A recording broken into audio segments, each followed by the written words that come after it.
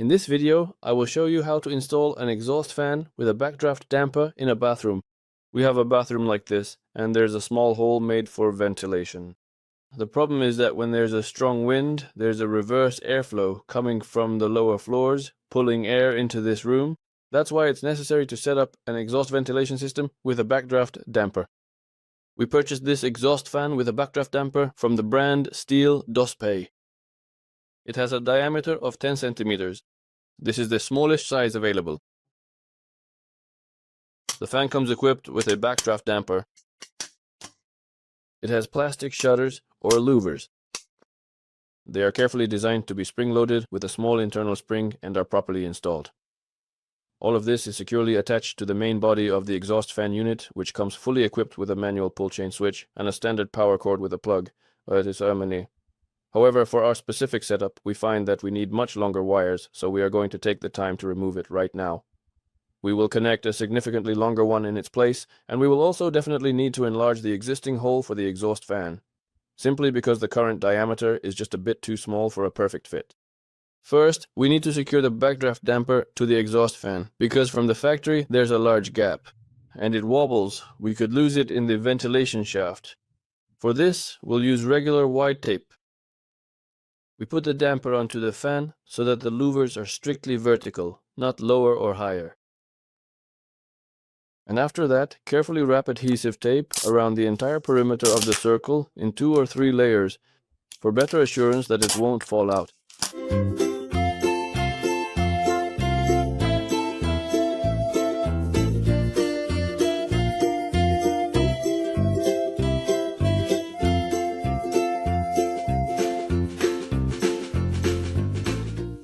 Now we need to mark the spot where we will make the hole for the exhaust fan. Hold it up to the opening and see what might be in the way. Here on the left is the boiler, so we need to make the hole a little more to the right so it doesn't interfere with the installation. You can see that this is exactly the part we need to break through. This patched up section right here. To widen the hole in the concrete wall, I'll use a rotary hammer with a flat chisel attachment. We'll start by gently tapping on the right side to gradually break out the hole.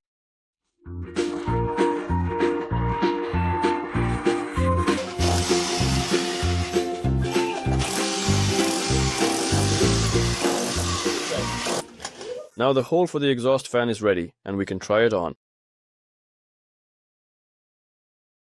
It fits with a little extra space because we want to install it with a slight tilt in this direction so that the rear flaps, the louvers stay closed when the fan is off. Now we need to remove the front cover. It comes off by snapping it out of the small latches, so be careful not to break it. Leave the lower part slightly pressed in and it will come out of its place. As you can see, there is a connection here using this molded part. We need to replace this wire because ours will be longer. And in these holes we will secure the fan to the wall in addition to using mounting foam. First, we'll remove the fan's connection wire. You'll need a small flathead screwdriver here. Carefully unscrew the clamps. Now. After that, carefully proceed to remove the wire insulation retainer from the assembly.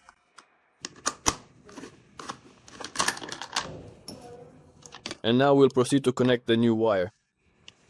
Insert the wires, clamp and secure them.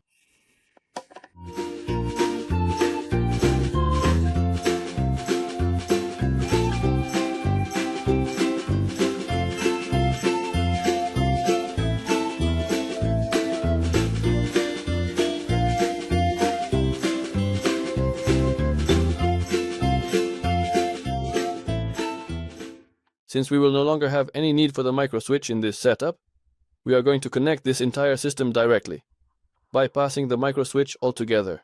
To accomplish this task, you must disconnect the wires from both the micro switch and the terminal block, and then proceed to connect them directly to one another. Using a bit of physical force, firmly pull out the contact, and then connect the specific wire coming from the fan directly to it, to the clamp.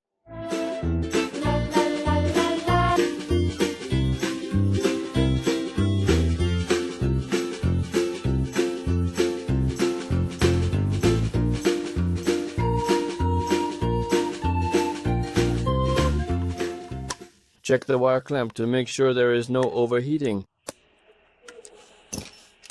And then you can firmly secure it right back into its original position. Exactly the same way as it was positioned originally. Now carefully fasten and secure the protective wire sheathing.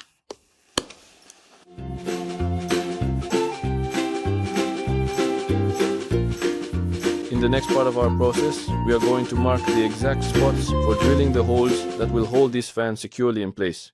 We need to make sure these markings are aligned so the assembly remains stable and functions efficiently once the installation is complete.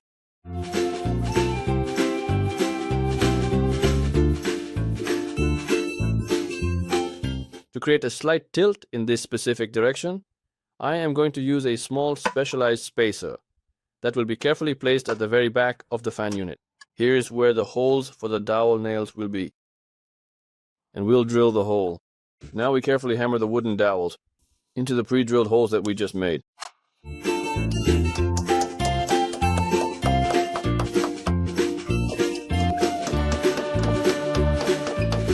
In the next stage of securing, we'll seal it using mounting foam. In order for it to adhere well to the walls and the plastic, you need to slightly moisten the walls to remove dust. Whitewash, which improves adhesion.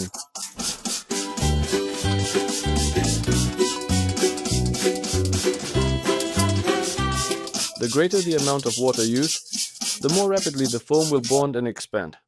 Be sure to mix the foam very thoroughly and apply it in a very thin layer.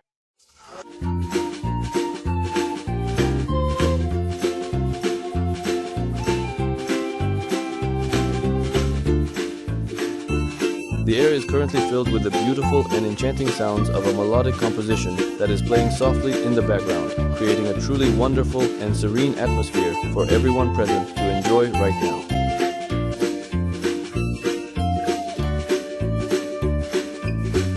Music is a universal language that has the incredible power to touch our souls and bring people together from all walks of life.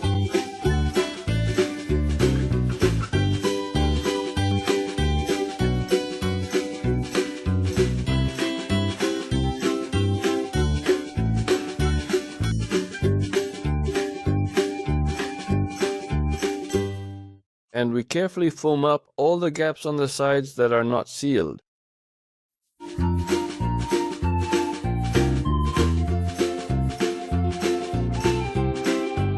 After this, you need to install a new plug on the wire.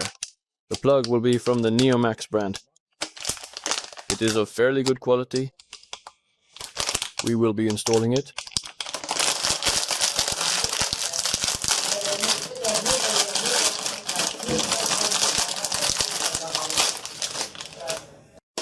The ground connection is not used here. We only use two wires, phase and neutral.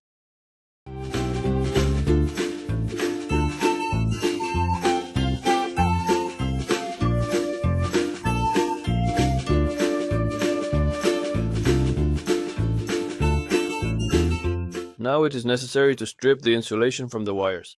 I'll measure them against the plug first. Remove it. This will be about the level for the insulation, and this is the overall insulation.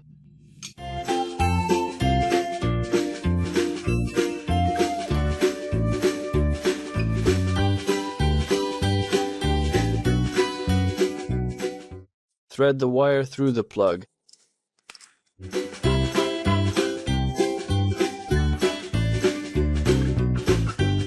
Go ahead and connect the contacts together.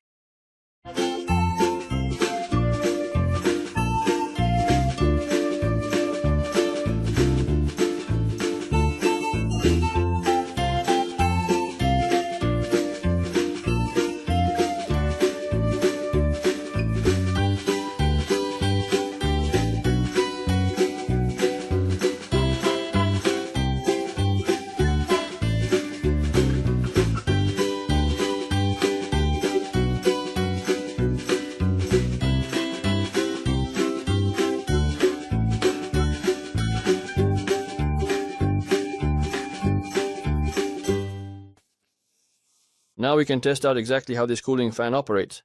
Go ahead and switch on the main power supply and let's see what happens next. And then install the protective mesh and cap on top. And all that's left is to install the protective cover in place. It simply snaps onto its connector at the top and on the sides.